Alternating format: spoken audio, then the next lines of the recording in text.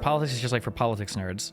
But like now politics is for everybody. Every single person, if you've ever bought a Bitcoin before, you have strong feelings about politics. If you go to the gym, you have strong feelings about politics. If you're on the internet playing video games or watching movies or doing anything, you are like part of a political camp now. It's like international. But that's in part because the politicians are trying to do that. Like that's not like, I guess I don't see that as necessarily like an inherently bad thing. It just feels like the like avant-garde thing. Like it's just like the trend right now. I wouldn't be surprised if in the 60s people probably felt similar, that like everything was political. Everyone was always talking about politics because in the 60s politics was a really, really big deal.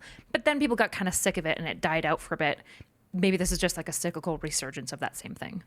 I think obviously that, different. Well, I think that the thing about politics back then, though, was like the Vietnam War was a huge thing. And there were like new things about, because I think the Vietnam War was called like the TV war, although even that wasn't compared to what we saw for Iraq. But like there was a lot of stuff that was on TV that people were seeing for the first time that was sensational.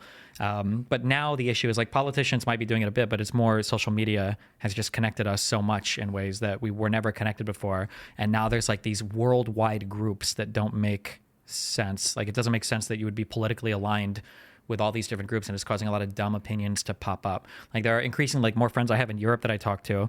There was this person like 2 weeks ago who was telling me that her mom is like a full-on like is always going through like, have you seen this like trans stuff? And she's like showing her like social media from Switzerland, and she's showing her like American social media and shit. And I'm hearing this from more Europeans that like their parents are being radicalized by like American social media shit. And now you see Elon is giving strong opinions about like fucking who was the leader he was supporting? It was the AfD in Germany for a while. It was people in like South America, but like, yeah, like why is Elon even having an opinion on this? It's just weird. Yeah, I mean, it is definitely the first time that my dad specifically has had like strong opinions about Trump specifically. Like Canadians are always kind of tuned into American politics because it impacts us so much, but most Canadians don't care about the presidents themselves. Like they wouldn't be partisan towards a specific individual.